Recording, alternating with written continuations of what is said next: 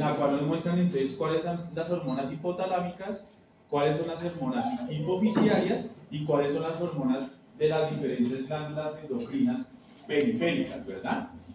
Tenemos entonces que en el hipotálamo se libera la TRH, que es la hormona liberadora de tirotropina. Pues anótelo allá, Cuna. TRH, hormona liberadora de tirotropina.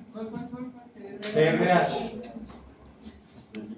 La CRH es la hormona liberadora de corticotropina. ¿Sí? La GNRH, que es la que mencionábamos la clase pasada, que tienen que tenerla en cuenta ustedes como médicos veterinarios o dentistas, es la hormona liberadora de gonadotropina. ¿Listo? La GHRH es la hormona liberadora de la hormona de crecimiento. GNRH.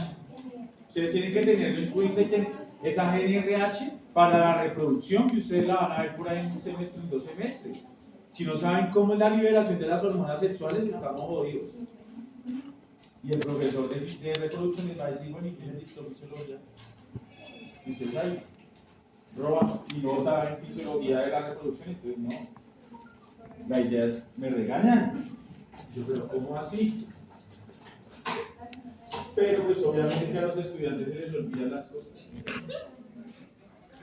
Eso se llama la amnesia del estudiante. Se le olvidan las cosas. GHRH es la hormona liberadora de la hormona de crecimiento.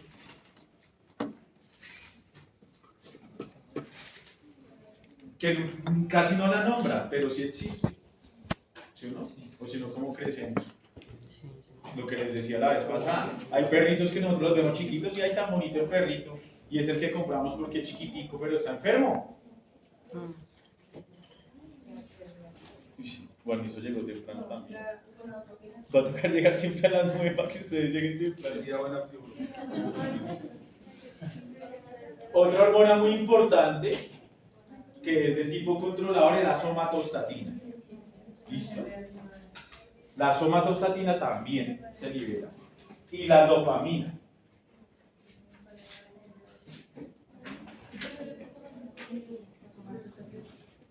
Esas son las hormonas hipotalámicas. Recuerden que las hormonas hipotalámicas se producen en ciertos núcleos. Entonces recuerden que el hipotálamo está dividido en núcleos, ¿no es cierto? Entonces dependiendo del núcleo se va a generar cierta hormona. Tenemos entonces la glándula cercana que sería la hipófisis. La hipófisis la dividen en dos, hipófisis anterior e hipófisis posterior. La apófisis anterior, ¿sí?, la llamamos adenohipófisis y la hipófisis posterior neurohipófisis. ¿Listo?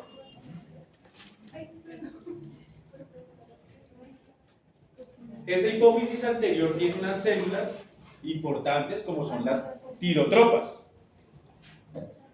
Hormonas tirotropas. Esas hormonas tirotropas van a ser estimuladas por la TSH, por la TRH, perdón.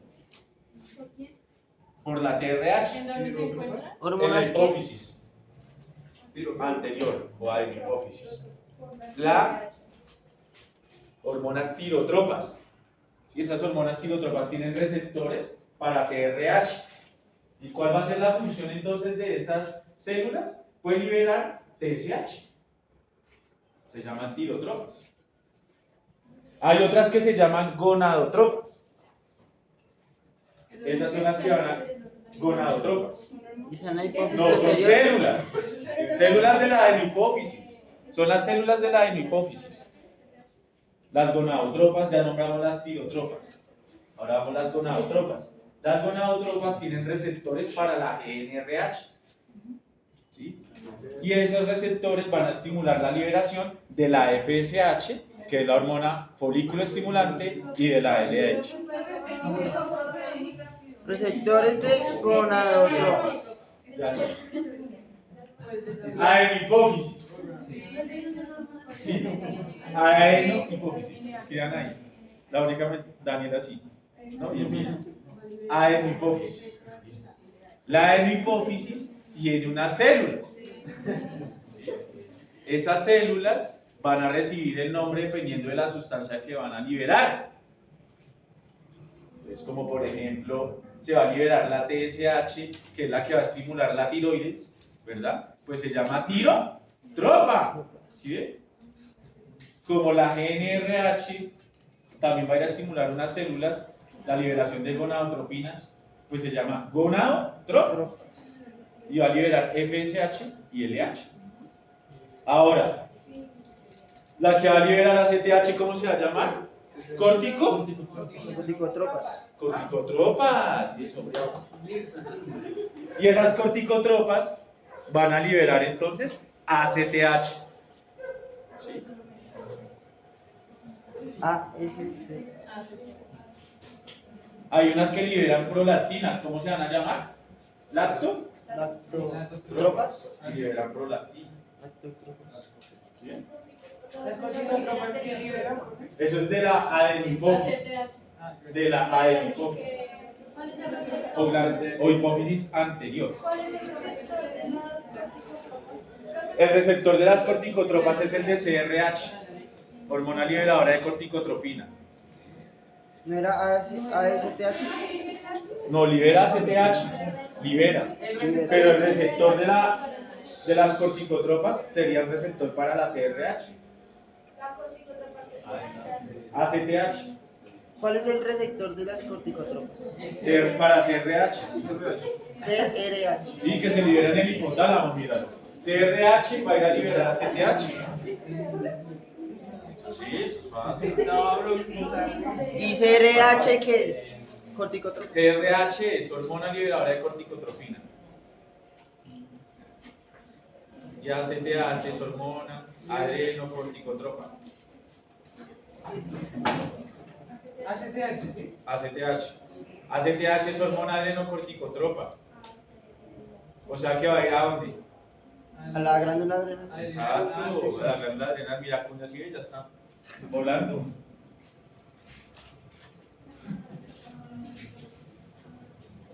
¿Ya?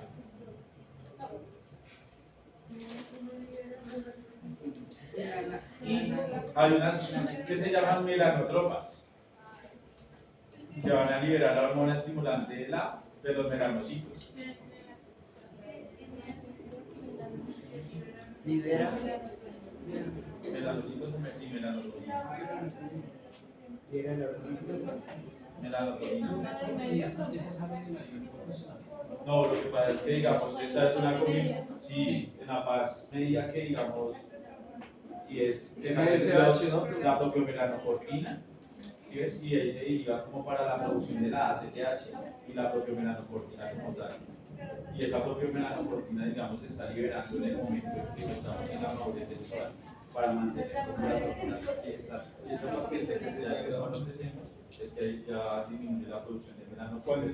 ¿Cuál lleva la melanocortina? Y ya entramos en el ciclo pero de luego podemos mucho tiempo hasta No puede ser la MSH, la MSH. el lóbulo intermedio, ¿no? En la fase intermedia, lo que pasa es que, digamos, no todas las especies las tienen. Lo que ustedes están hablando es asociada al humano, pero no todas. No todas las tienen. Tengo ahí, pero no sé qué estimula el hipotálamo.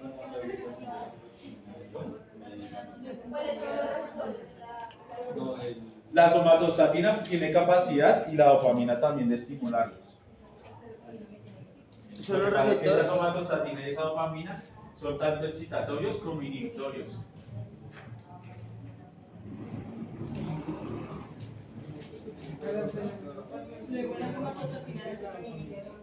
Por eso, y la otra es excitatorios, es una cosa relacionada. Por ejemplo, digamos, si ustedes tienen de pronto, digamos, un problema, un tumor en la hipófisis anterior, imagínense ustedes un tumor en la hipófisis anterior, eso va más en el humano, ¿sí? Pero un perro con un tumor en la hipófisis anterior va a tener, digamos, una baja de libido, ¿sí? Va a tener, digamos, diferentes alteraciones. Y el tratamiento es dopamina, por ejemplo. La dopamina. ¿Ustedes no ven Doctor House? ¿Sí? ¿No les gusta? No tengo. Sí, Doctor House. Ese hermano estaba hablando de eso. Tenía un tumor un microadenoma, y el hombre tenía una mujer muy bonita, pero no tenía relaciones sexuales porque tenía una alteración en las hormonas de la reproducción. Entonces, el tratamiento fue la OPA.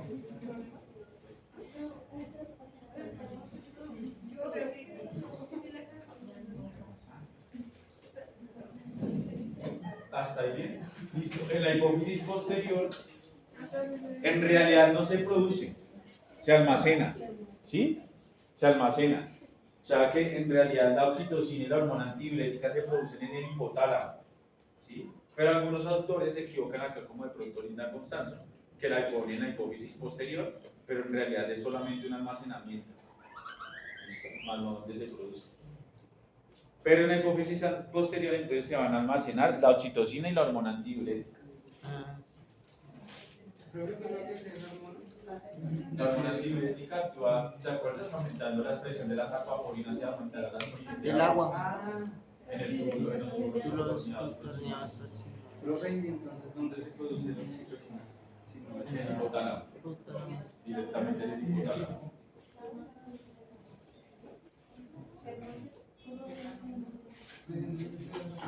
Profe, luego no se produce, no se produce la de y se almacena en la neuropófisis. No, se produce directamente en el hipotálamo. Y la diurética también. Sí, las dos. Directamente en el hipotálamo. Lo que pasa es que se equivocan ahí y están. Ya vamos a ver por qué se produce en el hipotálamo. ¿Listo? La glándula tiroides, ¿sí?, va a liberar entonces la T3 y la T4 y la calcitonina. ¿Listo? La T3 y la T4 van a ser estimuladas por la TSH. ¿Listo? La TSH que se libera en la hipófisis va a estimular la tiroides y va a liberar la T3 y la T4. ¿Listo? Que es la triiodotironina y la levotiroxina. La tiroxina. ¿Listo? La tiroxina. Con F, tiroxina. La T3 es la activa, pero ustedes se van a dar cuenta que la que más se produce es la T4, pero cuando llega a la célula periférica hay unas enzimas que se llaman las desionidasas que convierten la T3, la T4 en T3. O sea que Es como los neumocitos. a nivel periférico, pero es a nivel periférico. La T3 es la más activa, ¿sí? La T4 no es tan activa, pero es la que más se produce. ¿Sí ven? ¿Por qué? Porque la T4 cuando llega a la célula periférica hay unas enzimas, las desionidasas, y convierten la T4 en T3. ¿Listo? ¿Sí? La TSH. La TSH estimula la tiroides para la liberación de la T3 y de la T4. Hasta ahí. ¿Listo? Señorita. Desionidasas. Las desionidasas. Ya nos vamos a ir metiendo como a cada una. Y la calcitonina que estimula la liberación de la calcitonina. Pues cuando el calcio está alto. La hipercalcemia. No, la disminuye. La hipercalcemia estimula la liberación de la calcitonina. Y la calcitonina es la hormona hipocalcemiante, o sea que disminuye los niveles de calcio. No, la que la disminuye, ¿cómo se llama? No es la para. No, eso la aumenta. ¿Lo aumenta? Claro, la PTH la aumenta. Y la vitamina D, ¿no se acuerda? Ah, o sea, la calcitonina es la que la La disminuye cuando disminuye, está. por eso es la hipocalcemia.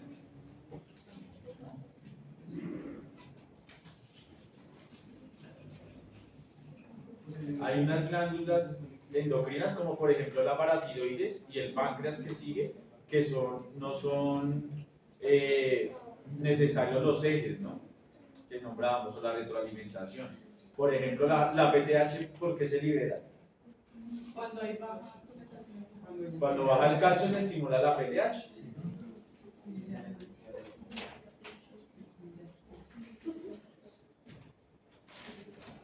El páncreas es una glándula endocrina.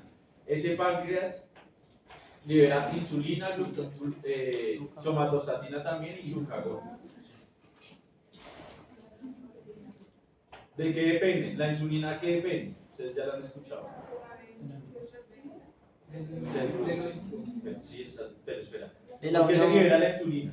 de la unión con la Por la hiperglicemia. Por la hiperglicemia. Entonces, si hay hiperglicemia, se libera insulina. Listo. ¿Cuánto es la glicemia normal en un paciente? De 60 a 120 miligramos por decilitro. ¿De qué, profe? De 60 a 120 miligramos por decilitro. ¿Y el glucagón por qué se libera? Cuando hay bajo nivel de insulina. De Igual. glucosa. Ah, O sea, si baja la glucosa, o sea, si hay hipoglicemia, ah, sí. ahora se le va a liberar es glucagón. ¿Listo? Glucagón, cuando hay baja O glucosa. sea, cuando aumenta la glucosa, o sea, cuando hay alta glucosa en sangre, se libera insulina. Y cuando está baja, se libera glucagón. Ah, ok.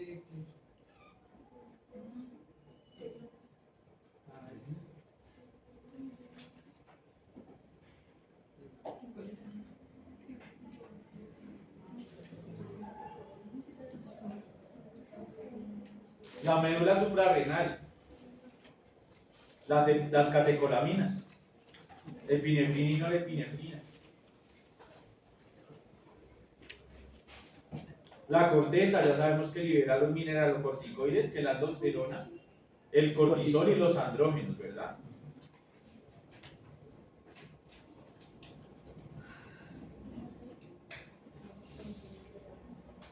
El riñón también es una glándula endocrina. Recuerden que es el que inicia el sistema renina-angiotensina-aldosterona. También es donde se activa la 1.25 de hidroxicolecalciferol, que es la vitamina D. Y también produce la eritropoyetina, ¿sí recuerdan? Profe, la epinefrina es un corticoide. Es una catecolamina. Milton, ahora usted llegó tarde. No, profe. Rosito no tarde y llega tarde. No, profe, fue la tarde. Aquí ya son las cosas.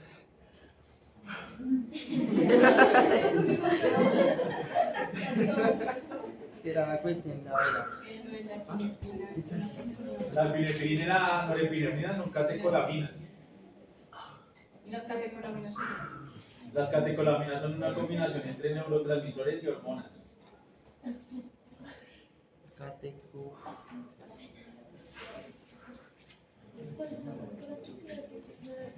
¿Qué son? Las cate. ¿Qué? Combinaciones de neurotransmisores. Escuché. ¿Estaban desayunando? ¿Qué estaban haciendo? No, profe. Entre Es neuronas. una confusión de horario. Lau, entre neuronas. Ah, le querían llegar tarde a ver. Neurotransmisores son de bipolar. No, pensamos que la quisiera las 10.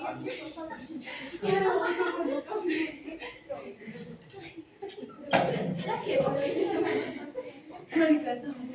¿Listo? las 10.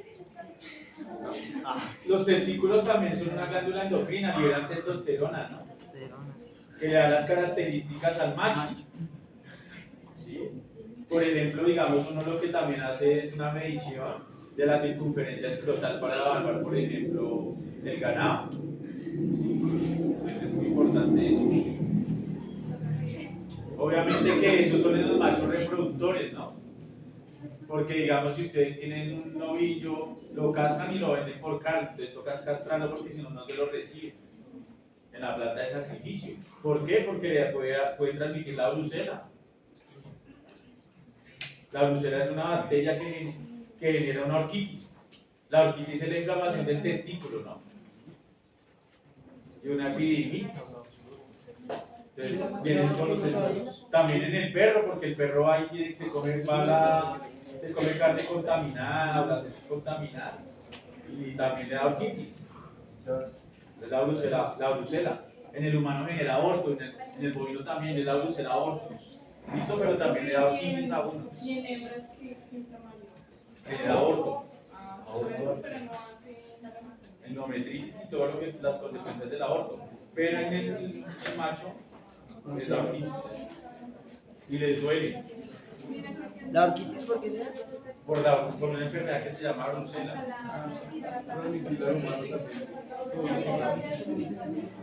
Los ovarios.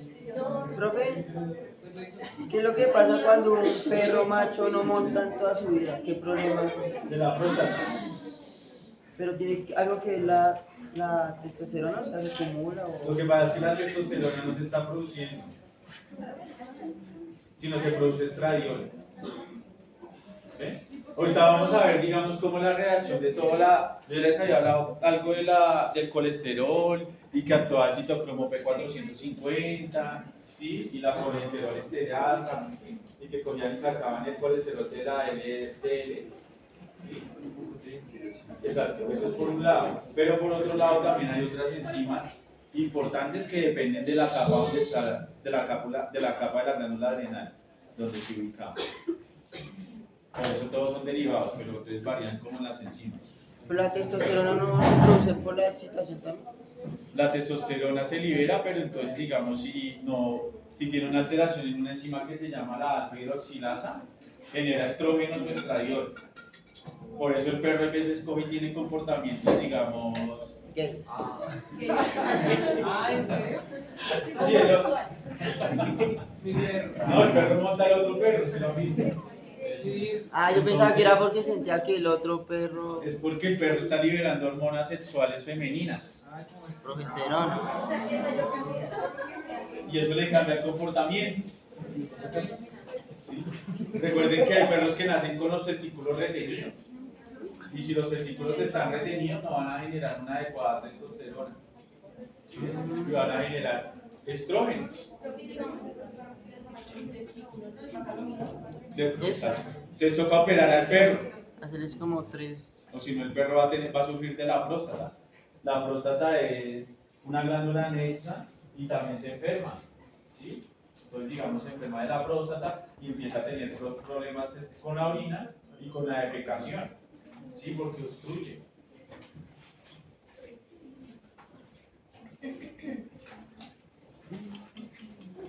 Los ovarios ya habíamos hablado que habían unos órganos transitorios que eran los folículos y el cuerpo lúteo que liberaban entonces estrógenos y progesterona, ¿verdad?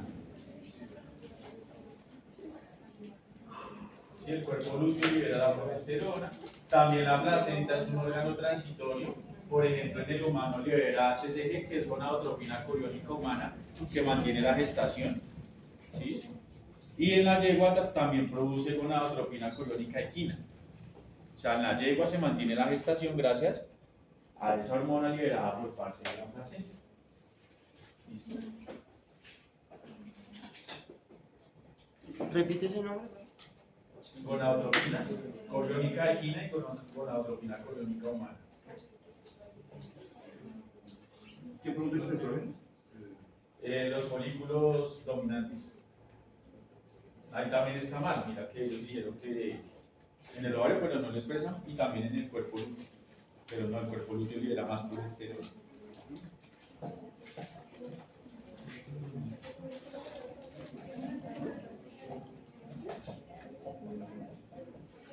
Y esa gonadotropina la libera la placenta. La placenta, para mantener la gestación. Por eso se no produce un aborto en una yegua con la prostaglandina de ferosalfa, pero sí con la manipulación. O sea, usted fue y lo partió y la hizo abortar. No más por la manipulación, o sea, es muy delicada la manipulación.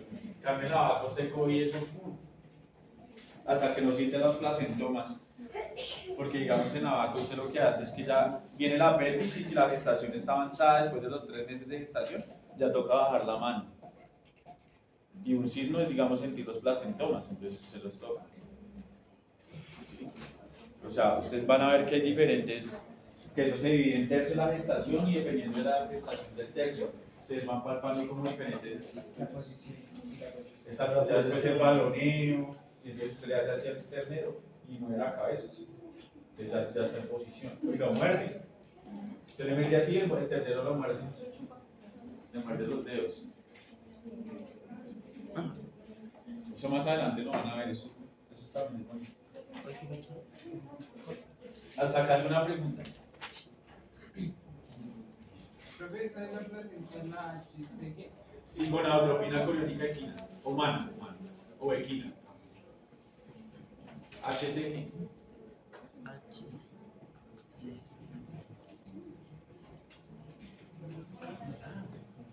Y la HP.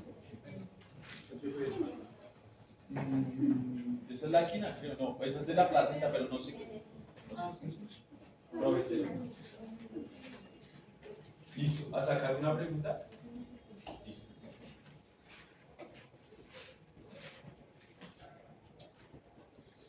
Ahí tenemos entonces un gráfico donde podemos ubicar las diferentes glándulas.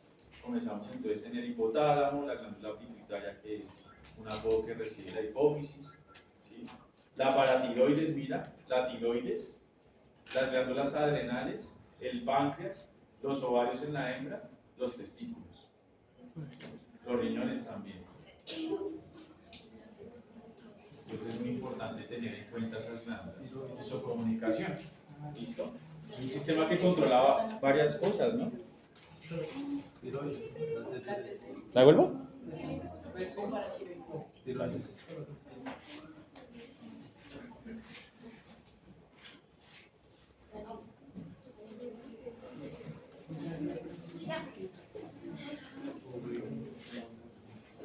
Aunque no se nombra, porque no lo hemos nombrado, y lo nombramos más en digestivo, está en hígado. Sí, no lo nombramos. Aunque el hígado no es denominado una glándula endocrina como tal, el hígado tiene la mayoría de receptores para algunas hormonas. Como para las hormonas de crecimiento tienen la mitad de los receptores. La insulina, las hormonas tiroideas tienen la mitad de los receptores están en el hígado. ¿Sí ves? Y el hígado desde ahí empieza a manejar el metabolismo por un lado, y en cuanto a la hormona de crecimiento, lo que hace es que va a coger el hígado y convierte la AGH, que es la hormona de crecimiento, en el IGF-1, que es la hormona de crecimiento similar a la insulina. Entonces mira todo lo que hace, que es la que desactiva. ¿Sí? También lo de la vitamina D, también el hígado también interviene, señor. La hormona de crecimiento del hígado no produce las somatomedias. Pero es más que todo la IGF-1. Ah, Es una somatomedia. ya sé. Entonces, digamos, es como la forma activa de la hormona de crecimiento. ¿Sí ves? La GH no actúa directamente, sino genera IGF-1. Y después vamos a ver que el IGF-1 compite con receptores con la insulina. O sea que un exceso de la hormona de crecimiento me genera diabetes. Ustedes lo van a ver más adelante, digamos, en felinos que le genera acromegalia, que es el gigantismo. En felinos después de los 10 años generan acromegalia y generan diabetes debido a que se genera una resistencia a la insulina por la IGF-1. Una acromegalia que es un gigantismo que se da en el gato después de los 10 años. ¿Solo es en gatos? La mayoría es en gatos.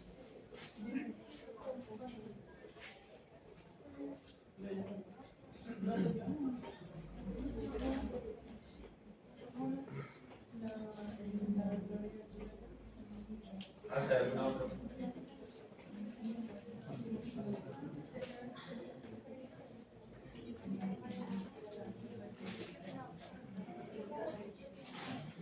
Puedes decir, en los bovinos y en los toros, si no se castran, forman orquitis, que es por causa de la brucela. Y en machos, ¿qué enfermedades se puede causar en perros? También brucela. ¿Lo mismo? Es la misma Y enfermedad. también enfermedad de la próstata. Por la orina.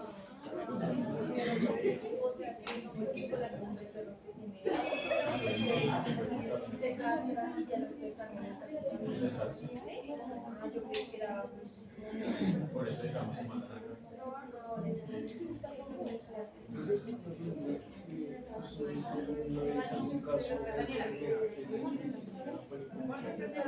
¿Cuál? Pánicos, o sea, de la gran mayoría.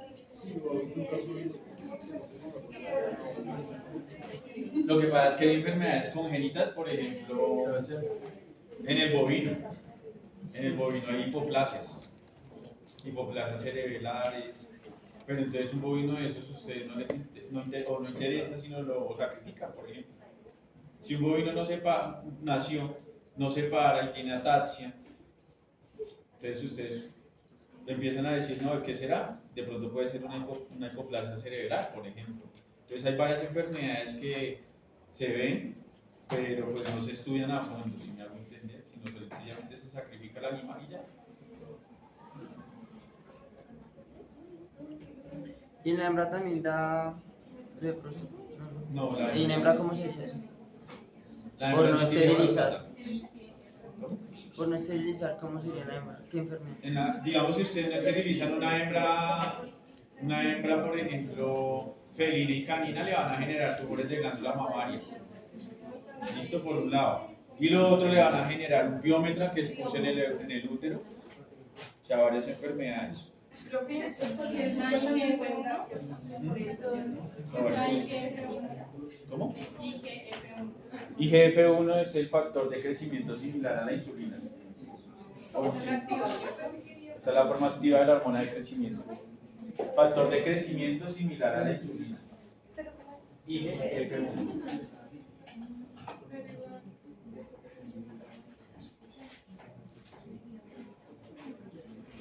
Pero lo del TBT tiene algo relacionado con El TBT es un tumor venéreo transmisible o tumor de Stick. Es un tumor de células redondas. ¿Sí? Entonces, ¿qué pasa? Que si se puede generar y genera sangrado. Pero no sea por... Es por un retrovirus. Ah. No tiene nada que ver con hormonas. No, es por un virus. El TBT es un tumor venéreo transmisible o tumor de Stick. Es muy frecuente en el perro, más que todo en el perro, y se transmite por el contacto directo. Es por un retrovirus.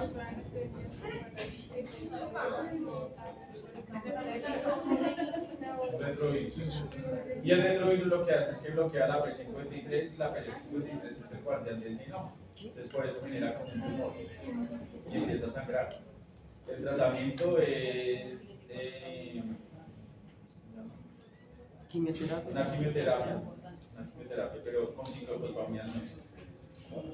Vincristina, sulfato de vincristina. Cristina.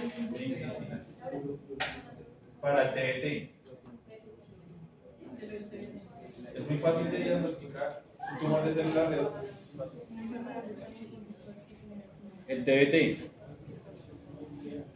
Sulfato de vincristina.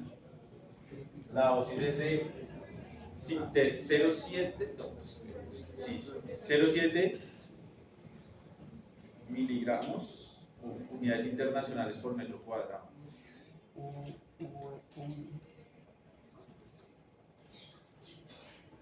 Eso es el tratamiento como una quimioterapia. Se tiene que ponerse gorros o si no le cae por allá al otro día las aves, el chichón de ustedes, ¿no? Tienen que tener bioseguridad, o sea, ponerse guantes, gorro, porque si le cae un poquito más al otro día, pues se le derrite la cara, claro. Ya como Freddy. como Freddy. Listo. Ahí vemos entonces la hipófisis y el hipotálamo. ¿Sí? Vamos a ver entonces que hay unas células ubicadas en los núcleos, por ejemplo. Esta imagen está al revés, ¿no? ¿Sí la ven al revés? Sí, pero... Porque siempre la muestran como de una forma y como que uno ya se acostumbra. Pero si se la cambian, pues se le voltea todo. Bonito.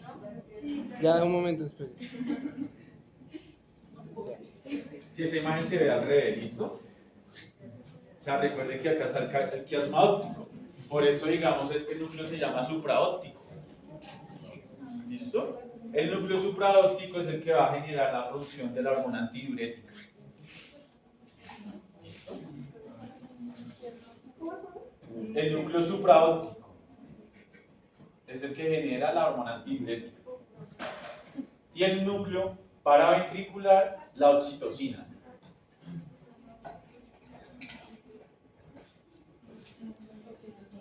Y el lóbulo.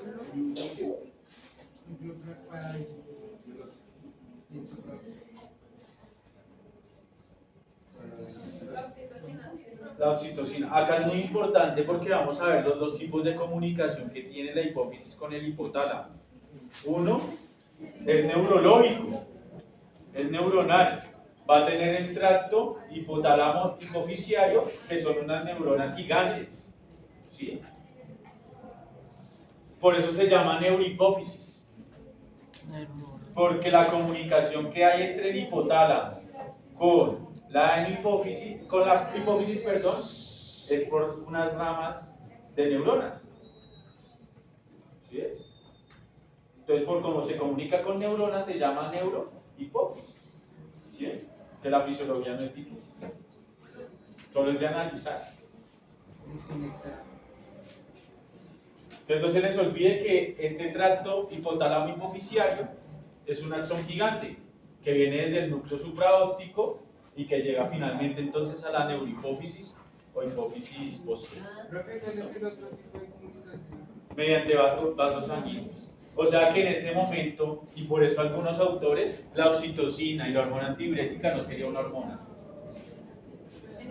En ese caso, en ese momento no sería una hormona.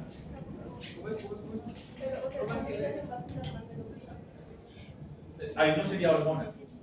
No sería hormona. Por eso le dicen que la producción va en la... Si usted la tabla que nos mostró Linda Constanza anteriormente, que nombraba la neurohipófisis como que se produce la oxitocina y la ADH. Sí.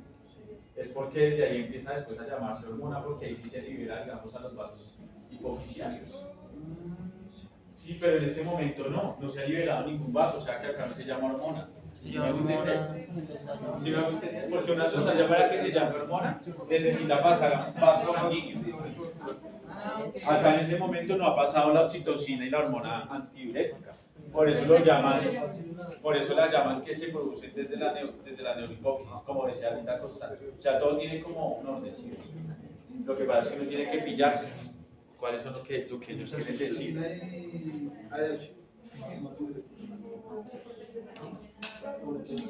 O sea, pero sería hormona. Ah, no sé.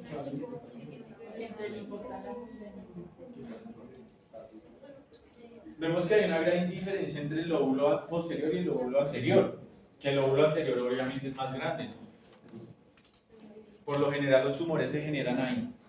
Se generan microadenomas, que es por ejemplo que afecta solamente una porción celular, o macroadenomas, que son varias células ya involucradas.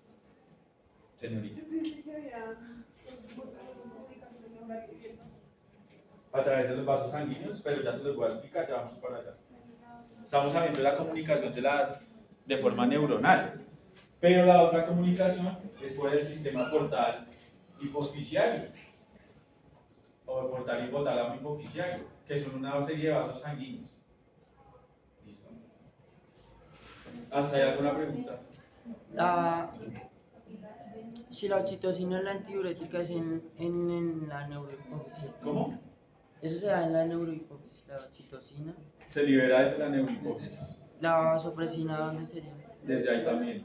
O sea, las únicas dos que se van a almacenar, que van a estar en la neurohipófisis, es la oxitocina y la vasopresina, por la hormona antidiurética. Del resto están en la hipófisis. La vasopresina es la antidiurética. La misma. Sí, la vasopresina, hormona antidiurética son la misma, o la arginina. Arginina, vasopresina. Arginina vasopresina. Es la misma antidiurética, deciden el mismo nombre. Una alteración en la hormona antidiurética va a generar una diabetes. Ustedes tienen que clasificar la diabetes en dos, generalmente. En una diabetes mellitus, que tiene que ver con la glucosa, y en una diabetes insípida, que tiene que ver con la hormona antidiurética. ¿Listo? La diabetes insípida tiene que ver con la hormona antidiurética. Es la primera, ¿qué? ¿Cómo se llama esto? El primer capítulo de la firma, de la endocrinología de firma, de la hormona antidiurética. Entonces en Estados Unidos eso es súper frecuente. Nosotros acá no lo vemos. Nosotros vemos al perro tomando agua y antes le echamos más. ¿Sí o no? Entonces, en Estados Unidos sí se dan cuenta de eso. Que hay una enfermedad que aumenta el consumo de agua. Y que el perro se la pasa orinando. Es una diabetes, pero insípida. Puede ser, no mellitus. De mellitus no hemos hablado. La diabetes insípida puede ser, por ejemplo, central, por una alteración en la producción de la hormona antidiurética a nivel central o periférica. ¿Sí? Entonces, por ejemplo, genera, eso se llama una diabetes nefrogénica. También, la periférica. Los receptores están dañados en los túbulos contorneados. Entonces, así llegue mucha hormona antidiurética, no se va a estimular el receptor, porque se dañó. Los receptores están dañados en los túbulos contorneados. Sí, esa se llama la nefrogénica. Nefrogénica. Diabetes insípida nefrogénica. Y la central es porque hay alteración en la producción a nivel hipotalámico y liberación neurohipofísica.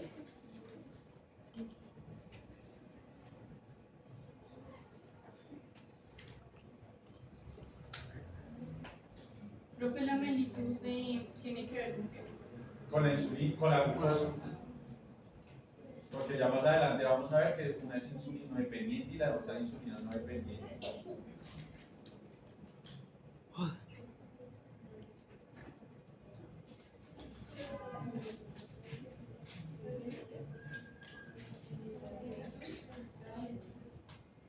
Ahora vemos la comunicación que tiene entonces el hipotálamo con la hipófisis y lo hace a través de unos vasos portales, míralos. Lo hace a través de ya vasos sanguíneos. ¿Listo? Profe, una pregunta. La península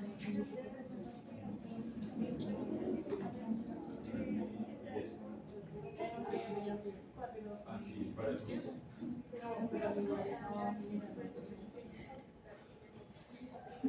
grupo.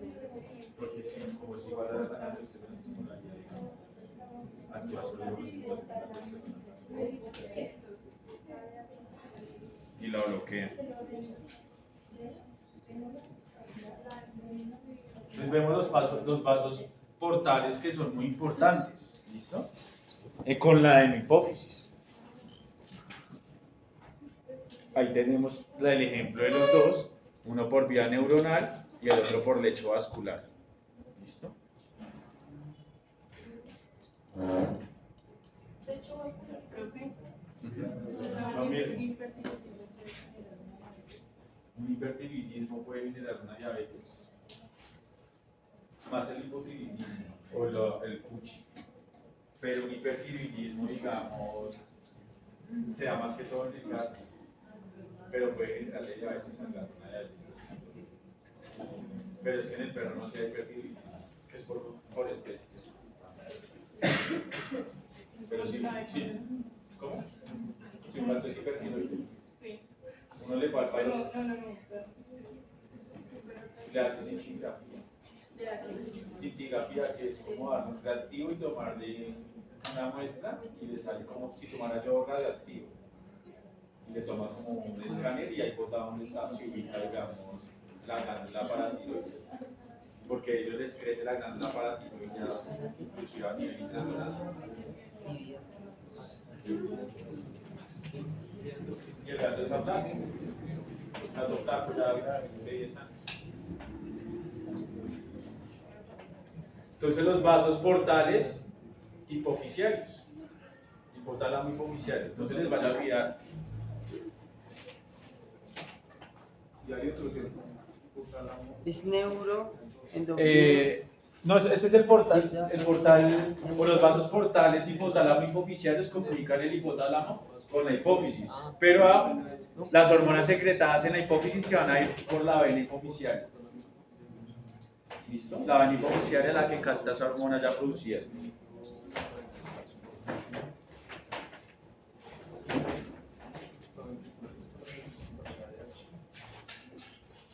¿Listo?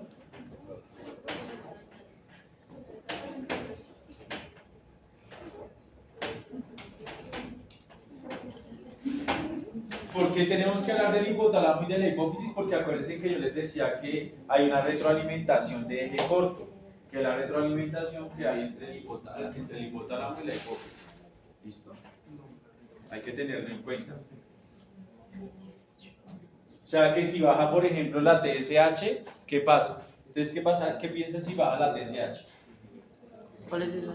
Esta es la TSH. anterior.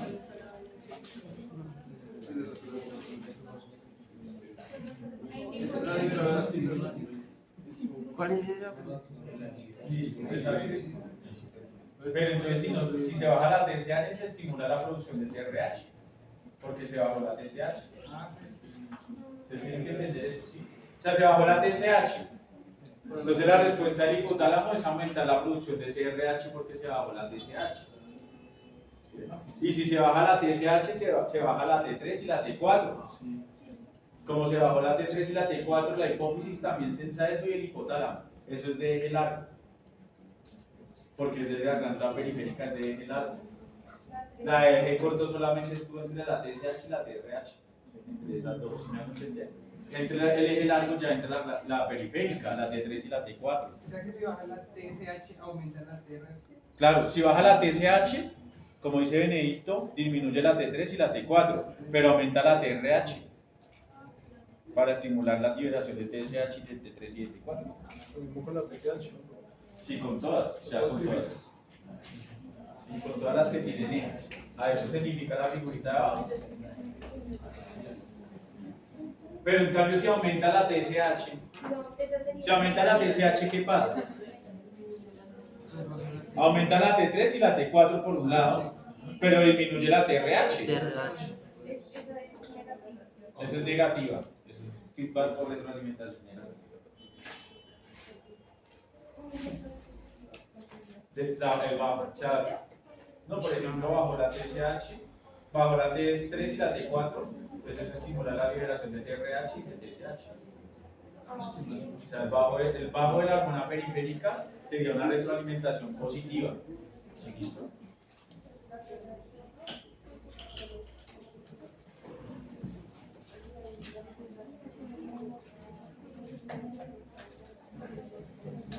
Y ahí está la irrigación que tiene esa hipófisis. ¿Sí? Vemos los capilares de la eminencia media, vemos las venas hipofisiarias, la arteria hipofisiaria inferior, ¿sí? las venas portihipofisiarias. Capilar de la eminencia, ¿qué? Media. Vamos a ver que, mire, igual digamos, tanto, aunque la comunicación entre el hipotálamo y la neurohipófisis es con neuronas, la neurohipófisis también tiene un lecho vascular para poder segregar la hormona al vaso sanguíneo. ¿Sí? Eso es lo que quiere mostrar esa imagen. Los dos tienen vasos sanguíneos para poder arrojar o liberar la hormona.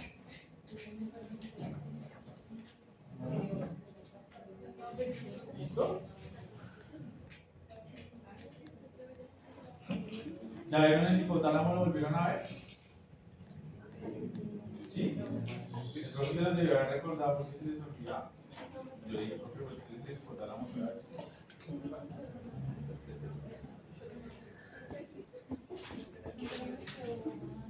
Lo mismo, mira. Retroalimentación negativa regulada por un eje endocrino. ¿Sí?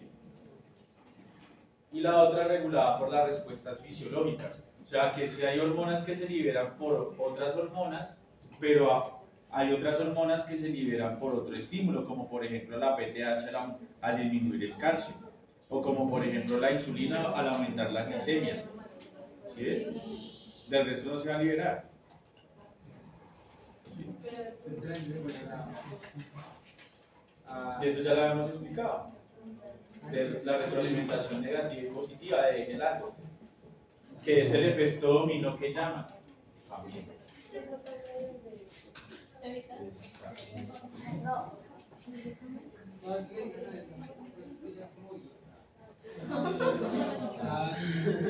No se les vaya a olvidar. Bueno, el feedback positivo o negativo, o retroalimentación también encuentra. Porque es cómo se libera y cómo se bloquea su liberación. Allá en la última imagen vemos el de eje largo, el de asa larga y el de eje corto. ¿Sí lo ven?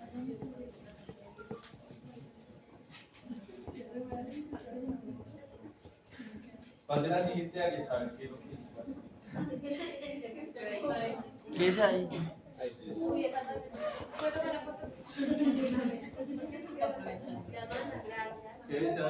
¿Quieres ahí Esa una tabla es vez? fácil. Así es, Esa tabla muestra entonces la clase de receptores que hay. Entonces hay canales iónicos. ¿Cómo se llaman las de canales iónicos? Ionotrópicos. Y tenemos los de proteína G que veíamos la clase pasada, ¿sí se acuerdan? Tenemos unos catalíticos, como los receptores tirosiquinasa. Esos receptores tirosiquinasas para la insulina y los factores de crecimiento y el IGF-1. ¿No me la puedo en un momento? Ya, perdón. Y los receptores de tipo nucleares. Si se acuerdan que decíamos que los glucocorticoides podían atravesar la membrana celular y que eran traslocados por unas proteínas que eran asociadas al choque térmico. ¿Sí? Y las hormonas tiroides también tienen esa particularidad, ellas sí entran directamente al núcleo, ¿no? También la vitamina D y el ácido retinoico, ¿listo? Profe, ¿cuáles son los que atraviesan la membrana? Los glucocorticoides la pueden atravesar y las hormonas tiroides también. ¿Y los que no la pueden atravesar? Todos los que tengan origen proteico. Las catecolaminas tampoco.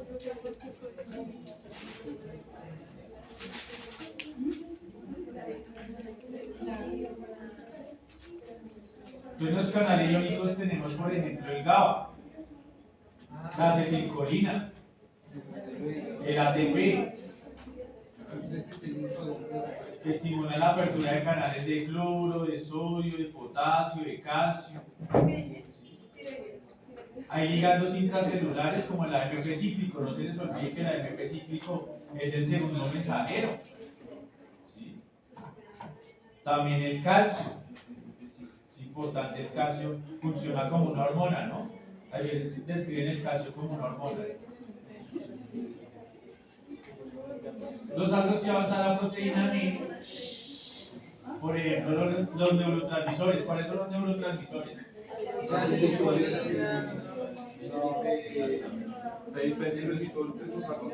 Se actúan sobre los de proteína G, todos los que sean derivados de péptidos. Y eso estimula la enlatociclasa o la fosfolipasa C, eso ya lo sabíamos. Los catalíticos, la insulina, estimular receptores tirosiquinasa, el IGF-1, que es el homólogo de la hormona de crecimiento, factores de crecimiento epidérmico,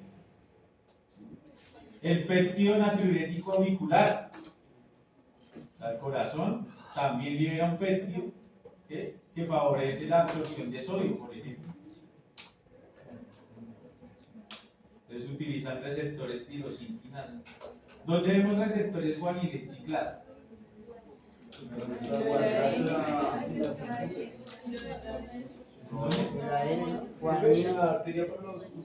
Exactamente. En las arterias, pero para la vasoconstricción y la vasodilatación, utiliza receptores guanidinosinasa a través del óxido nítrico. Recuerden que el óxido nítrico es un gas y es un gas que produce vasodilatación.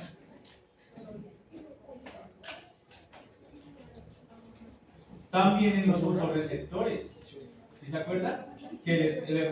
¿Cuáles son los fotorreceptores? Exacto, que responden a la luz. Entonces eso se estimulan por receptores guanidinosinasa.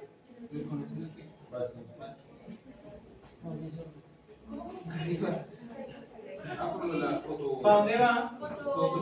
Receptores.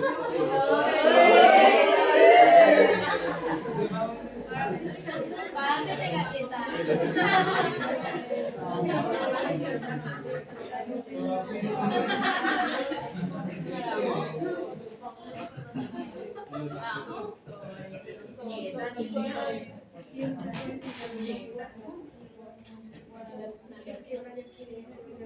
¿Hasta hay alguna pregunta?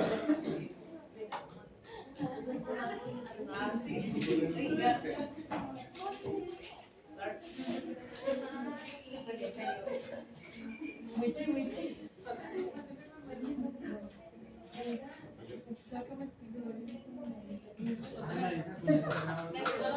Ahí están unos receptores que ya hemos visto, que son receptores acoplados a proteína G, ¿no es cierto?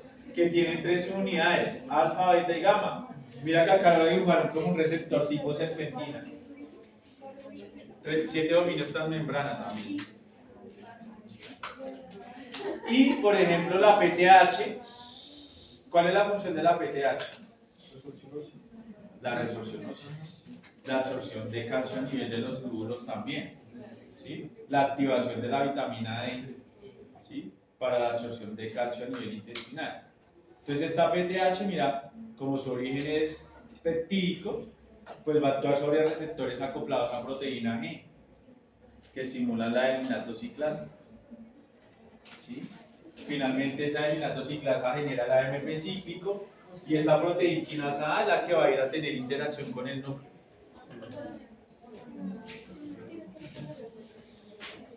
Tenemos la hormona antidiurética también, miren, la que estábamos nombrando ahorita, la ADH, actúa sobre receptores acoplados a proteína G que estimulan la fosfolipasa C. Y finalmente se va a liberar entonces la proteína quinasa C. Entonces esa proteína quinasa C hace que se estimulen los canales de acuaporina y la acuaporina aumenta la absorción de agua. ¿Sí? Tenemos una hormona liberadora de tirotropina y me gusta mucho este ejemplo porque también lo generan las prostaglandinas y es mediante la activación de la fosfolipasa A2, que es la de la inflamación, ¿sí se acuerdan? Ustedes si les preguntan inflamación y farmacología no se acordarán. Pues la prostaglandina A menos de que se den perfección. Acá es muy bonito porque, digamos, por ejemplo, hay un agente pirógeno endógeno o un agente pirógeno exógeno. Un agente pirógeno exógeno, ¿cuál sería? Rey. Un agente pirógeno exógeno. Pirógeno, no, ahora es que digan que yo estoy diciendo groserías. Pirógeno. Exógeno. Exacto, una bacteria o un virus. Si a usted le da, digamos, por ejemplo, un virus de la parainfluenza, le da fiebre, ¿sí o no? Y no se para eso, queda como un pollo. ¿Verdad? Así no, yo no voy a clase de fisión, pero me quedo durmiendo porque estoy enfermo. ¿Qué pasa? Es eso, entonces llegó el virus de la parainfluenza y ese virus de la parainfluenza va a llegar a un receptor acoplado a una proteína G que va a estimular la fosfolipasa A2 y la fosfolipasa A2 va a ir a la membrana celular y a partir de las membranas celulares de los fosfolípidos de membrana obtiene el ácido araquidónico. Ese ácido araquidónico puede tomar dos vías, las vías de las lipoxigenasas y la vía de las ciclooxigenasas. La vía de las lipoxigenasas generan las interleuquinas y los leucotrienos y la vía de las ciclooxigenasas produce las prostaglandinas. Las ciclooxigenasas 1, que son las prostaglandinas citoprotectoras, ¿cuáles son? En el riñón y en el estómago. Acuérdense que las prostaglandinas inhibían la secreción de ácido clorhídrico y también las prostaglandinas eran las que mantenían la dilatación de la arteriola aferente, ¿sí se acuerdan? Sí, es que ya se les olvidó. Eso, esas prostaglandinas también se liberan a partir de eso, ¿sí? Y las patológicas, que son las ciclooxigenasas 2. Entonces, ahí es donde actúan los AINES. Los glucocorticoides, por ejemplo. Los glucocorticoides van a inhibir la fosfolipasa 2. ¿Sí? Profe, entonces, ¿cuáles las dos funciones del araquidónico en las prostaglandinas y las otras cuáles? Las lipoxigenasas Sí. generan los leucotrienos y las interleuquinas. ¿Sí se acuerdan de las interleuquinas? Las que llamaban a los otros factores de inflamación. Sí, exacto. Y también iban a la médula ósea a estimular la producción de células precursoras de granulocitos monocitos. ¿Sí se acuerdan? Eso. Un pirógeno endógeno, si es el golpe de algún modo, porque la inflamación es a nivel celular. Se recibe el traumatismo, pero la respuesta es a nivel intracelular. Es desde la célula que se da la respuesta. Sí, y no llega, por ejemplo, como la bacteria o como el virus que llega, digamos, a generar injuria desde afuera. ¿Sí?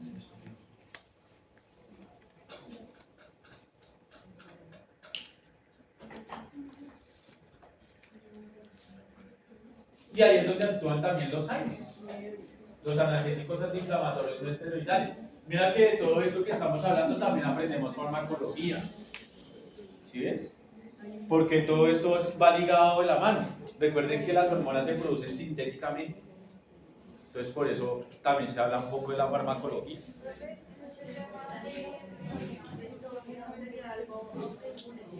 Podría ser autoinmune, podría ser un golpe porque la respuesta es por parte de la célula. Profe, pero ahí el AINES inhibe las prostaglandinas. El AINE inhibe las prostaglandinas y las ciclooxigenasas. Por ejemplo, el meloxicam, que es COX-2 selectivo, inhibe solamente las prostaglandinas patológicas. Por eso es COX-2 selectivo, el meloxicam. Sí. La dipirona, por el contrario, que se utiliza mucho para la fiebre, inhibe las dos las ciclooxigenasas de arriba, o sea, la ciclooxigenasa 1 y la 2. Por eso, si usted se excede de dosis, le va a dar gastritis y le va a dar enfermedad renal. Entonces hay gente que tiene un dolor, diclofenaco, y cuando se da cuenta ya no tiene riñones. Solo que la dipirona también no sirve para la distensión abdominal. La dipirona es para el cólico, es el analgésico ideal para el cólico. El cólico es un dolor abdominal. Por eso las mujeres cuando les da la menstruación, con todo el respeto, ¿toman qué? Buscapina, dipirona y osina. ¿Lo suyo? La dipirona y osina. Señora, señorita.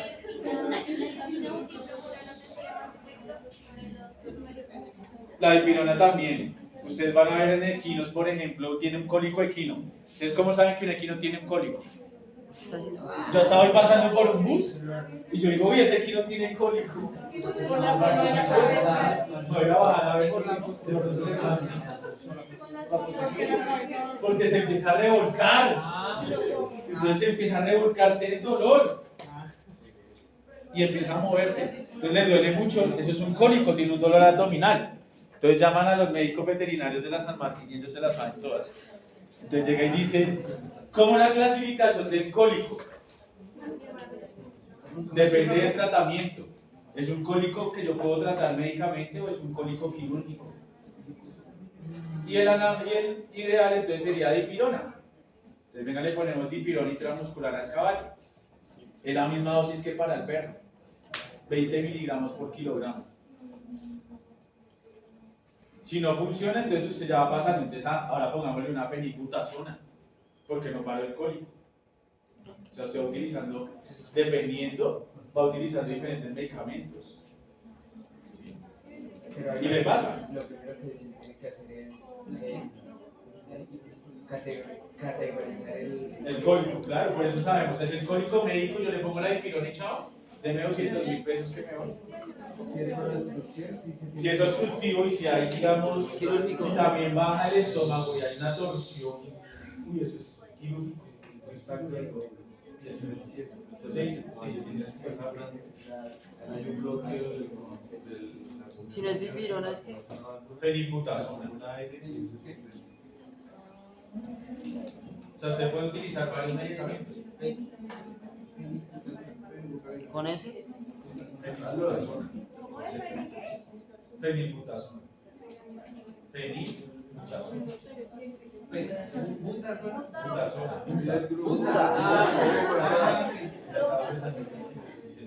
No. Este es otro tipo de receptores. Este es otro tipo de receptores que también son receptores de membrana. Pero son otros tipos de receptores y son receptores que están asociados a una enzima.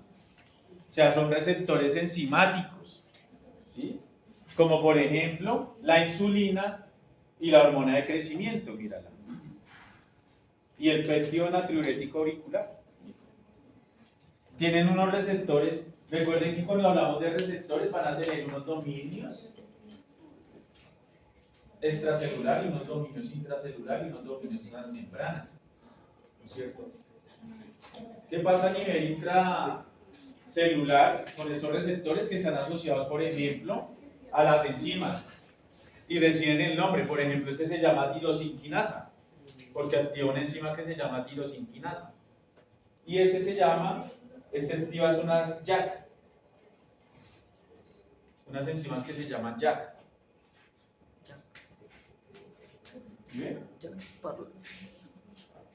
Y en el otro vemos el dominio guanilato ciclasa, que en ese caso pues será entonces la enzima. Entonces, por ejemplo, llega el receptor de insulina. Eso es como, ¿qué pasa? Que se tienen que dimerizar. O sea, los receptores andan sueltos. Porque recuerden que la membrana celular, como también tiene una fracción líquida, está en movimiento. Entonces los receptores andan sueltos. Cuando llegan la insulina, tienen que ser dos receptores que se van a unir. A eso se le llama dimerización. Cuando se dimerizan, la porción intracelular se fosforila o se autofosforila. Y al momento en que se autofosforila, abre otros dominios. ¿Sí? O sea, por ejemplo, acá tenía solamente un dominio. Se autofosforiló para abrir más dominios, para que se adhieran otras moléculas como proteínas. Entonces, en el caso de la insulina, por ejemplo, se autofosforila y llega a algo que se llama el IRS, que es el sustrato del receptor de insulina, que se une al receptor y genera hartos dominios para que se genere la vía de las YAD y de las vías de las AKT y de las marquinasas y la vía de la expresión glucogénica. Esa insulina es más compleja. La insulina es más compleja porque ahorita ustedes van a nombrar varias cosas. Pero porque la insulina, digamos, es la vía de la proliferación celular y la vía, digamos, de la expresión de los canales 4 que se generan. O sea, son dos vías. Nosotros siempre que pensamos en la insulina, y como les preguntaba, ¡ay, aumentó la glicemia! Insulina, porque lo comparamos con la glicemia, pero en realidad activa otras vías como la de la proliferación celular. Por eso cuando una persona tiene diabetes le amputan una pierna, ¿sí han visto? Porque ya se alteró la vía de la proliferación celular. ¿Listo? También la vía de la proliferación celular es activada, digamos, en los cárceles. Y ahí es donde, digamos, los guardianes del genoma, como por ejemplo la P53 y el RAT51, se alteran. Y eso es heredado. Todos tenemos la mutación de la P53, que es el guardián del genoma. O sea que todos estamos predispuestos a generar cáncer. ¿Sí ven? O sea, desde ahí tiene la importancia. Y el mTOR, todo eso porque esos son factores nucleares pero importantes para la proliferación celular, y por eso cuando hablamos de esas también hablábamos de las hormonas de crecimiento, como por ejemplo el factor de crecimiento epidérmico y todo eso. La eritropoyetina también actúa en este tipo de receptores. ¿Y cuáles los de ya? Los tirosinquinasa. ¿Preguntas? ¿Dudas? ¿Inquietudes? Profesor, No, es que es un tema bonito, pero eso es lo más difícil inclusive que la neurología, porque eso se tiene que aprender de muchas hormonas y más a nivel del receptor. Pero ya después de que lo aprendes eso se vuelve fácil. solo es cuestión de Pero hacer la insulina es muy difícil, la insulina es difícil. La insulina es complicada. solo es cuestión de hacer una especialización. Estamos listos con un doctorado. Nada, es complicado. Endotelina. La insulina promueve la liberación de ciertas sustancias también, no solamente la expresión de los 4, sino otras sustancias. Profesor, son las D, E y F. ¿Cuál es la ¿Cómo? la I, A, B, C? Es que ahí dice D, E, F. Hay en otras tres. Estos son los tipos, los dominios. Por ejemplo, la subunidad alfa es donde No, no, está no, no. Está dice D, E y F. ¿Cuál es el A, B, C? No, lo que está diciendo es como en orden. O sea, las otras eran la A, B, C, los tipos de receptores. Entonces ya vamos en el D, en el E y en el F.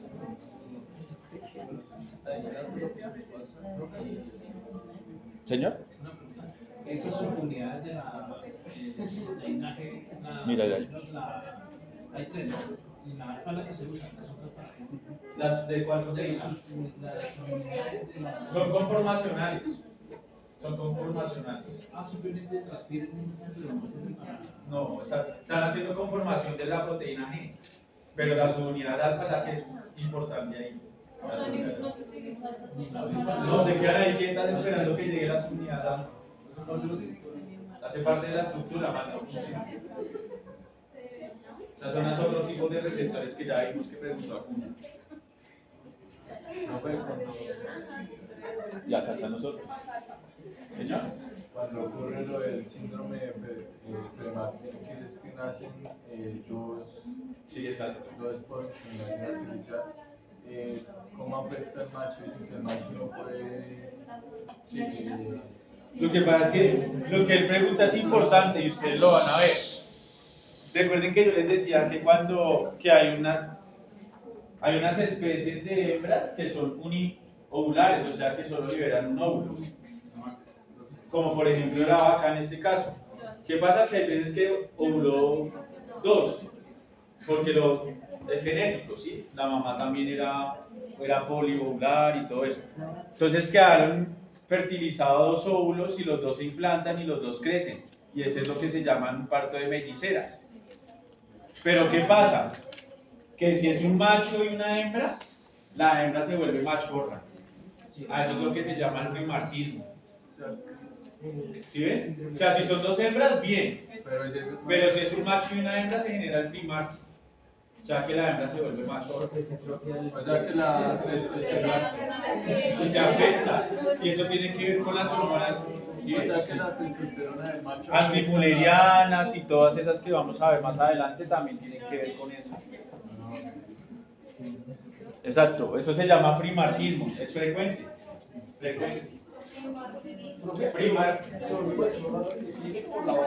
No, el macho se vuelve normal macho, la que viene hembra es la que se vuelve macho. O sea, tiene que ser un macho y una hembra para que se genere el frimarquismo. La hembra no sirve para la reproducción. No, eso la hembra sale sin útero. O sea, el útero y eso sale machorra. O sea, la pelvis cerrada, más barrigo, fea. Le quiere pegar a las otras vacas. Sale machorra. Y se lo palpa, exacto. Se lo palpa y no tiene útero posiblemente, o hay una alteración. Pero sí pasa. Escucho macho. Uy, profe, se está metiendo conmigo. Profe, ese caso Del frimarquismo. eso también pasa ¿En qué? en una humana. En el ser humano no sé. Pero es que sí. Porque no sé, no porque igual digamos que tal que nazca un niño y una niña, entonces la niña se vuelva el hombre y el hombre la niña. No. O se combinan el hombre quería ser niña y puede ser. Pues sí, eso que han salido en documentales como el séptimo ya Eso que puede ser. nace siendo hombre con cuerpo de niña. Exacto. No, pero ese síndrome así sea normal o solo por... Es que eso ya también es psicológico y está de moda. Ah, Eso está desde moda. Ahorita hablando de eso de la sexualidad está de moda. Entonces, yo soy gay porque pues, mis amigos son gay, todos somos gay. Que viva la fiesta. Sí, y eso lo mismo pasa con las niñas, entonces eso ya es de moda. O que le gusta a todo.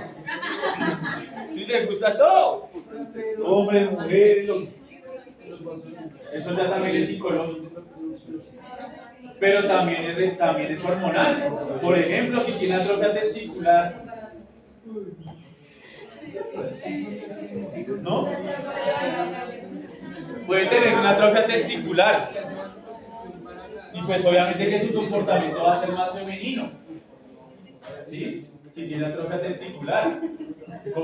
Por eso, muchachos, pálpese los testículos, uno no sabe.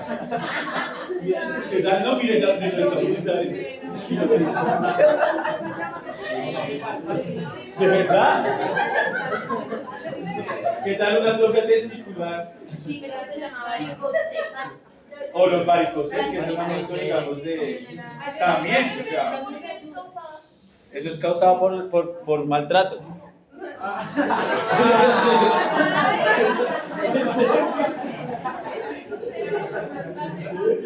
Así se maltrata al enemigo para el serio. De cualquier forma se puede maltratar. Hay los que se maltratan a sí mismos. Se maltrata y se quiere así.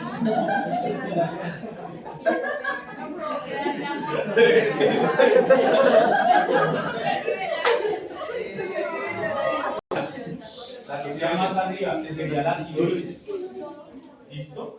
Entonces recordemos que la tiroides va a tener lóbulos, un lóbulo derecho y un lóbulo izquierdo. Y también hay un istmo. ¿En qué especies está el istmo? En los equinos. Entonces usted le ve que tiene un corbatín. ¿Sí? En el perro y en el gato hay ausencia del istmo. ¿Listo?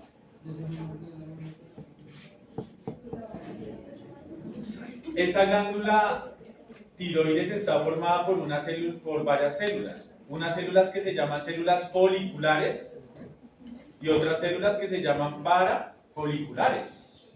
¿Listo? Las células foliculares son las que van a generar la T3 y la T4.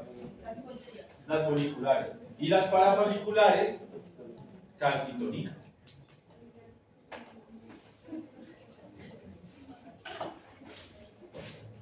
La particular de las células parafoliculares también se llaman células C, ¿listo? Las que liberan calcitonina. Una de las particularidades de las células foliculares es que tienen un coloide. Un coloide es una sustancia condensada en el interior de la célula. Las foliculares. Ese se llama el coloide tiroideo. Y va a ser rico en T1 y T2. ¿Listo? No, es la parafolicular, La de la calcitonina. la de las coloides. La de las coloides es las foliculares. Ese coloide se ve como rosado en el microscopio.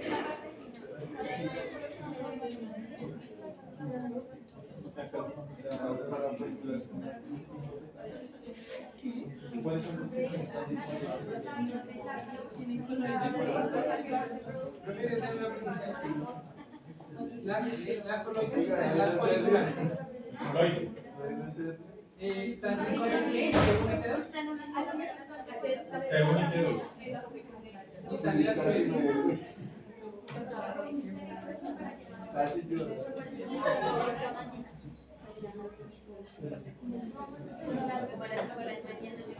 Otra particularidad es que estos coloides van a tener siempre disposición de vasos sanguíneos o de capilares sanguíneos, ¿listo? Recuerden que, ¿cuál es la materia prima para generar las hormonas tiroides? El yodo.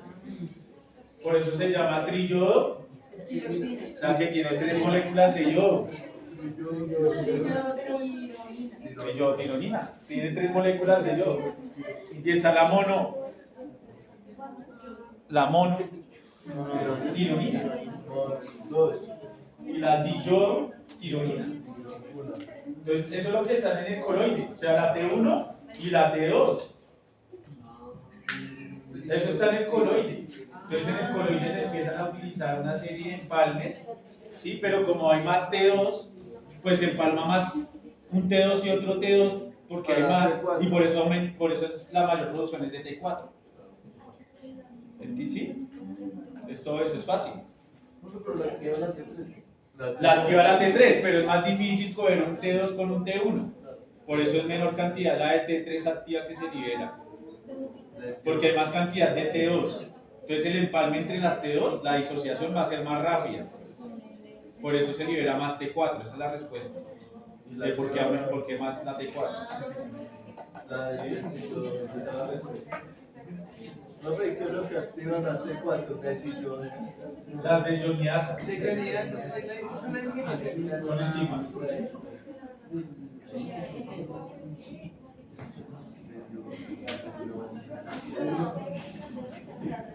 Salen aquí. Lo que pasa es que la T1 y la T2 son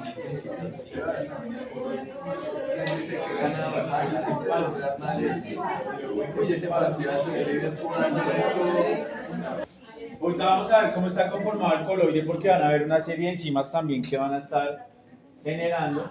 Mira, así se ve en histología. ¿Sí? El coloide es esa coloración rosa que se va a ver. Eosinofílica. Eosinofílica.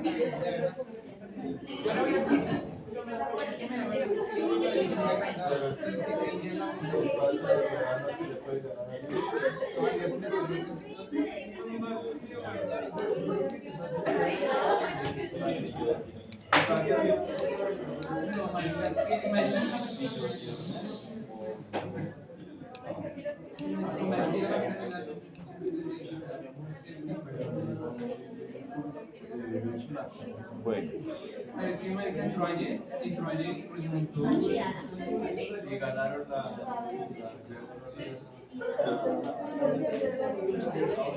recuerden que la materia prima entonces van a ser el yodo. Ya el yodo en el organismo se llama yoduro. O sea, después de que se ha absorbido, el yodo se llama yoduro. Y es la materia prima. Entonces, ¿qué va a hacer? Van a haber unos canales que van a permitir el paso entonces de ese yodo hacia el coloide, hacia la célula folicular. ¿Sí? Se va transportando hasta, esta es la porción apical que tiene contacto con el vasolateral, y esta es la porción que está contra el coloide, o sea, hacia allá va el coloide. ¿Listo?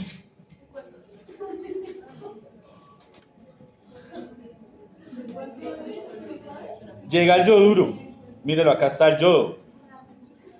¿Sí? Y ese yoduro se va a empalmar y van a generar entonces la mono-yodotironina y la diyodotironina. Eso es lo que vamos a encontrar inicialmente en el coloide, a partir del yodo. ¿Listo? ¿Cómo se llama? Diyodotironina y monoyodotironina. diyodo.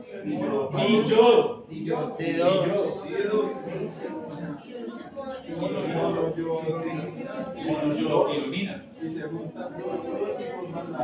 Y tenemos una enzima importante que es la peroxidasa tiroidea. Esa peroxidasa tiroidea es la que coge el yodo y la convierte en monoyodotironina o en diyodotironina. Peroxidasa tiroidea. Esa las convierte En mono, o sea, coge el yoduro y lo convierte en monoyodotironina y diyodotironina. ¿Por qué? Porque sencillamente, porque recibe ese nombre, porque hay una proteína transportadora que se llama la tiroglobulina. Recuerden que las hormonas tiroideas se liberan libre, pero en su gran minoría, y la mayoría se liberan con una hormona transportadora que se llama la tiroglobulina. ¿Listo? Entonces, ¿qué hace la peroxidasa? Coge el yodo y la tiroglobulina las une para generar la monoyodotironina y la diyodomonotironina. Entonces, la que capta una sola molécula de yodo se llama mono, y la que tiene dos, di. ¿Listo? Eso es fácil. Recordar entonces la peroxidasa tiroidea.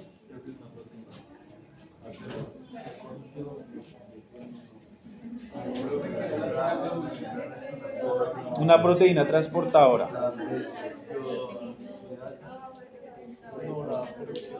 No, pero para convertirla Hay diferentes serotipos de peroxidasas. Hay diferentes peroxidasas. ¿Sí? Una de las familias de las peroxidasas, pues ahora va a coger este diyodotironina y esta monoyodotironina y las va a unir, generando la T3. Entonces, una diyodotironina y una monoyodotironina generan T3. Esa disociación. Y una disociación de una diyodotironina y otra diyodotironina generan la T4. ¿Quién hace eso? Unas peroxidasas también. Las peroxidasas tiroides. La mono con di hace la T3 y la DI con otra DI T4. Exacto. Nosotros haríamos Hay más T2, hay más T2. Exactamente. Profe, entonces las desunidas son de actúa. Las desyoniasas están en la célula periférica. Ah, Porque hay mayor cantidad o es mayor la probabilidad de empalmar o de disociar dos diyodtironinas es cuando que una diyodtironina y una mono. cuando sale la T4. Es menor. Profe, o sea, la ¿Hay algo que disociación de esas participe en esa genera la T4. asociación? De La peroxidasa es la que la genera. Sí, la peroxidasa. Hace las dos reacciones. Tiene diferentes familias. Profe, entonces Una prima hace una Y una que es una Y una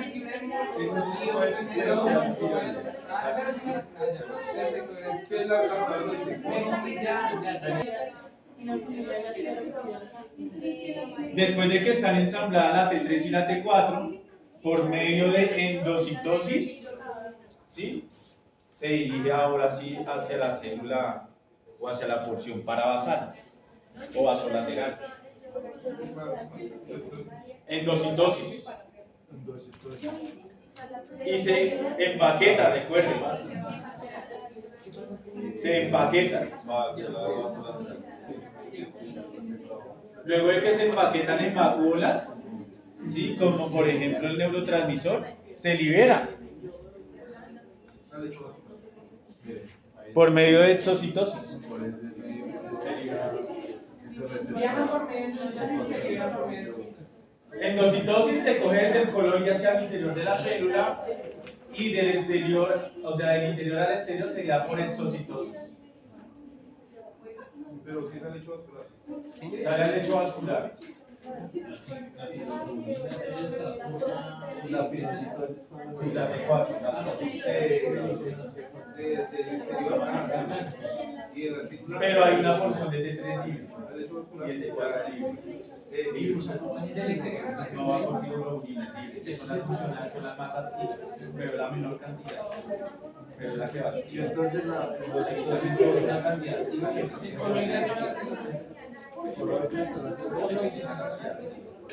es mínima. Y eso se llama T3, T4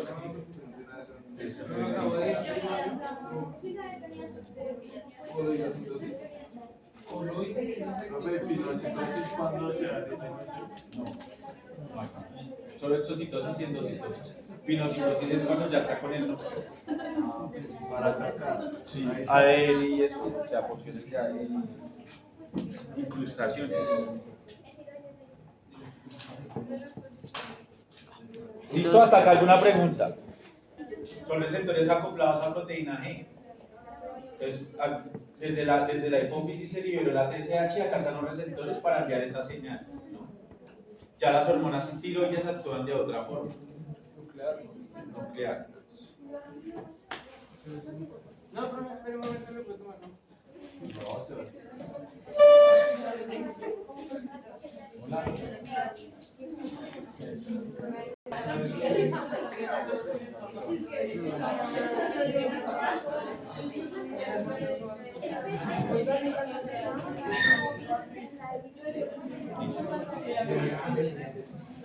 Este imagen ya es de Orón. Entonces, ya se le liberó la T3 y la T4, ¿verdad? Hay una porción, como le decía a los compañeros, el 99.5% de las hormonas tiroideas o de la T3 que se libera está unida a una tiroglobulina y el 0.05% está libre. Esa libre es la que es activa, biológicamente activa, ¿listo? Pero solamente el 0.05% es liberada por la glándula tiroides como libre, T3 libre. Esa T3 libre va a actuar en unos tipos de receptores. MCT8 se llama ese receptor. Permite el ingreso. Ella no necesita de las desyonidasas ni nada, sino directamente va al núcleo. Y en el núcleo hay un receptor para la hormona tiroidea, que es un receptor también denominado receptor de los ácidos retinoicos. ¿Listo? O un receptor X. Por eso cuando a un perro le da una alopecia X, actúa sobre este tipo de receptores.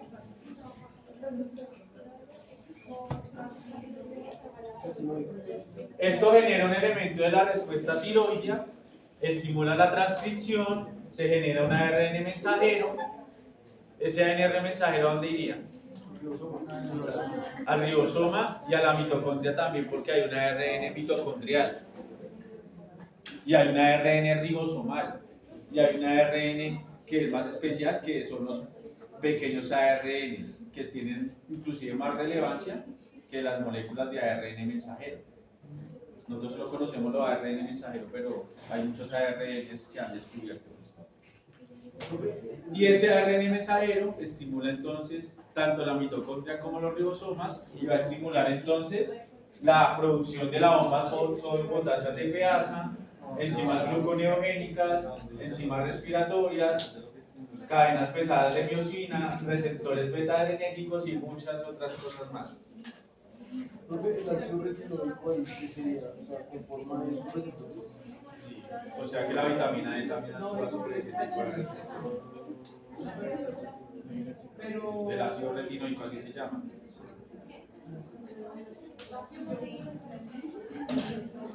No, yo decía esto. Ahora, ¿qué pasa?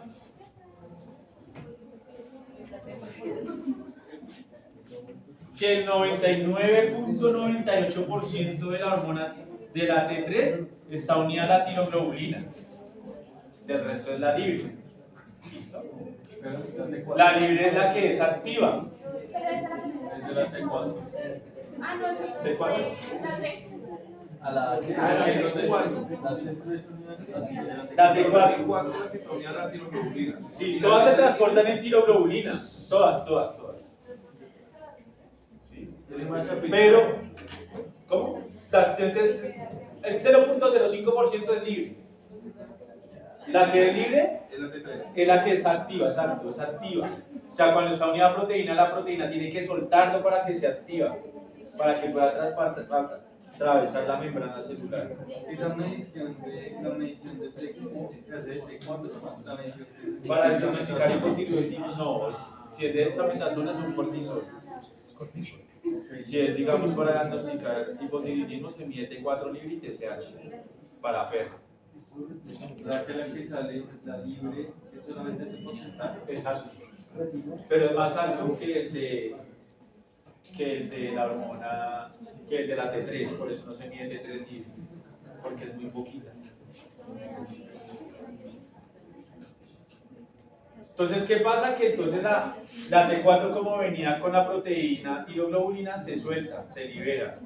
Y también entra por un canal MST8, entra, y acá entran a jugar un papel, entonces las desionidasas.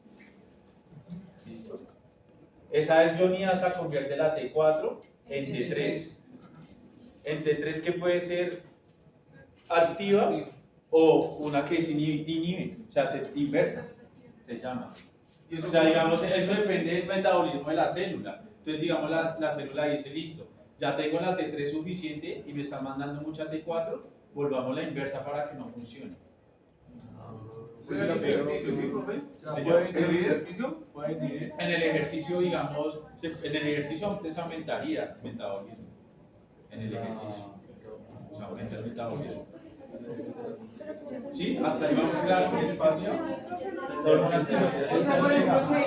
Y hasta ahora vamos en la primera glándula periférica. Si hay muchos T3, o sea, se inhibe y pasa La T4, acuérdese que era la que más se liberaba por la glándula tiroides, ¿verdad? y al revés, si hay mucha T4. Hay una T4 que está unida a la tiroglobulina. Esa T4 no puede entrar a la célula, ¿sí? La que entra en la T4 libre. Libre. 0,05. El receptor es el mismo. El canal que lo va a permitir paso a través de la membrana celular es el mismo. Entonces, ¿qué pasa? Que la T4 es liberada. Cuando ya llega lo último, ya la tiroglobulina sabe dónde tiene que liberar la T4 y se libera. Se libera la T4, entra a la célula, pero la T4 no es activa.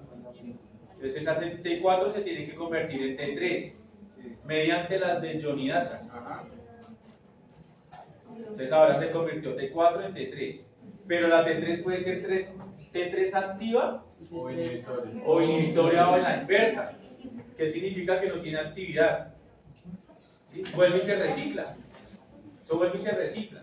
¿Sí? Es una forma. Sí, digamos, si tomas vidazoso, pues se vuelve activa o inactiva. Sí, vuelve y sale.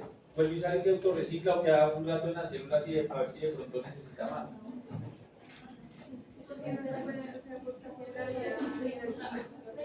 Porque si se aumenta la producción de las hormonas tiroides va a generar una enfermedad, entonces es un autocontrol que tiene. O sea, ella misma puede controlar. Exacto, se controla. ¿Listo?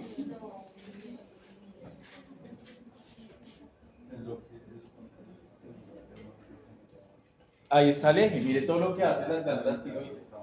Entonces en el hipotálamo que se libera, TRH.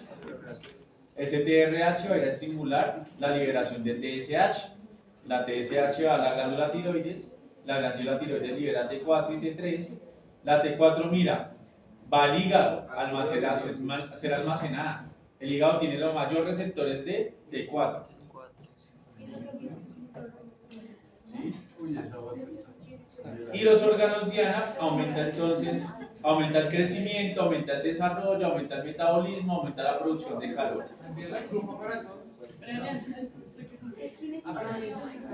También es importante para el desarrollo de la barrera hematoencefálica. ¿Sí se acuerdan de la barrera hematoencefálica? ¿Cuáles son los que la componen? Los astrocitos. Entonces la mantiene. Por ejemplo, cuando uno sufría, las mujeres embarazadas sufrían déficit de yodo, había una enfermedad que se llamaba el cretinismo y la persona salía con un déficit neurológico. Entonces por eso ahora la sal es yodada, para evitar esa enfermedad. Pero eso, digamos, a mediados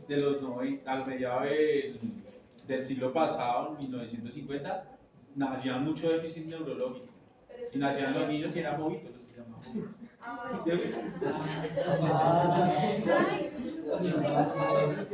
Aunque todavía sigue, ¿no?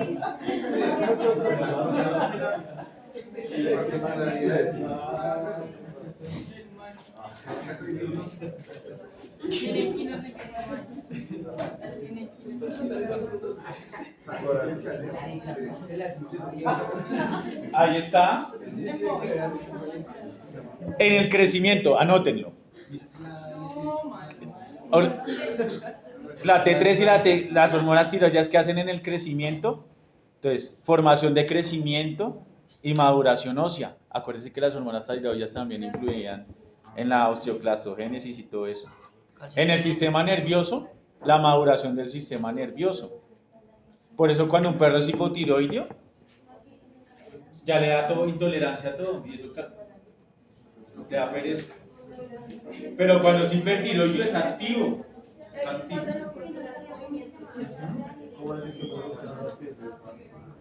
En el índice metabólico basal, aumenta la bomba de sodio-potasio ATPasa, aumenta el consumo de oxígeno, aumenta la producción de calor y aumenta el índice metabólico basal. ¿Listo?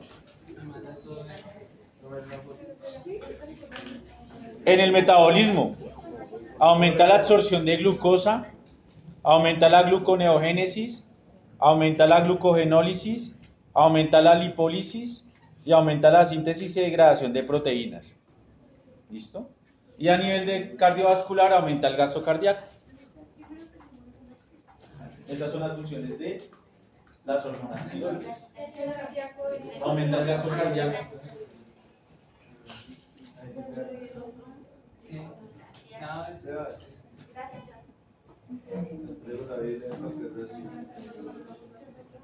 ¿Listo? Hasta ahí podemos dejar de hormonas tiroides.